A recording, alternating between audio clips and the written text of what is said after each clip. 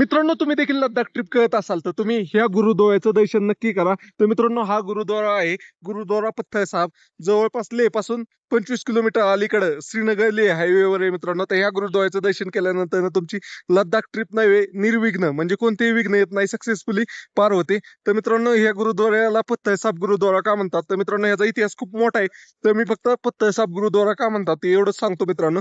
तर मित्रांनो, 1970 मध्ये ज्यावेळेस हे दिसतोय का, NH एक हायवेचं काम चालू झालं होतं, म्हणजे लेह श्रीनगर हायवेचं काम चालू झालं होतं. त्यावेळेस नव्हे इंडियन आर्मीला नव्हे एक दगड रोडच्या मधोमध त्यांचा जो सर्वे झाला होता त्यात येत होता. तर मित्रांनो, तो दगड नव्हे त्यांनी खूप ह्यानी JCB ने हलवण्याचा प्रयत्न केला, त्याला ब्लास्टिंग करण्याचा प्रयत्न केला, विविध नवनवीन यंत्रणांनी तो दगड हलवण्याचा प्रयत्न केला, पण तो दगड काही जागेवर हलला नाही मित्रांनो.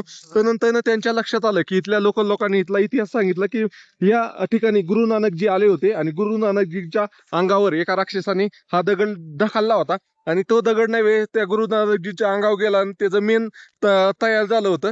आणि गुरु नानकजी जसं ध्यान करत बसले होते म्हणजे तपस्या करत बसले होते, त्यांचा नव्हे तसाच आकार त्या दगडावर उमटलेला आहे. तर मित्रांनो, तो दगड आर्मीच्या लक्षात आल्यानंतर इंडियन आर्मीने तो दगड तिथंच ठेवला, रोड फक्त थोडा पलीकडून सरकवला. अशा प्रकारे ह्या गुरुद्वाराचा इतिहास आहे मित्रांनो. तेव्हापासून 1970 पासून ह्या गुरुद्वाराचं सगळं कामकाज नव्हे इंडियन आर्मीद्वारे पाहिलं जातं आणि हा गुरुद्वारा इंडियन आर्मीच्या अंडर आहे मित्रांनो. तर ही पाहू शकताय, हा आहे मित्रांनो, ही पाहू शकता, हा आहे गुरु द्वारा पत्थर साहब मित्रांनो.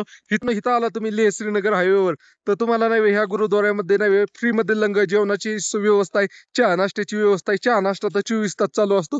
अशा प्रकारचं हे ठिकाण आहे मित्रांनो. तर तुम्ही लेह श्रीनगर हायवेवरनं जर लद्दाखला जात असाल तर ह्या गुरुद्वाराचं दर्शन नक्की घ्या आणि अशीच माहिती जाणून घेण्यासाठी तुमच्या भावाला फॉलो नक्की करा. तुमचा भाव करताय संपूर्ण भारत यात्रा, ती पण पॅशन प्रो या गाडीवर. तर फॉलो नक्की करा मित्रांनो. चला, बाय बाय.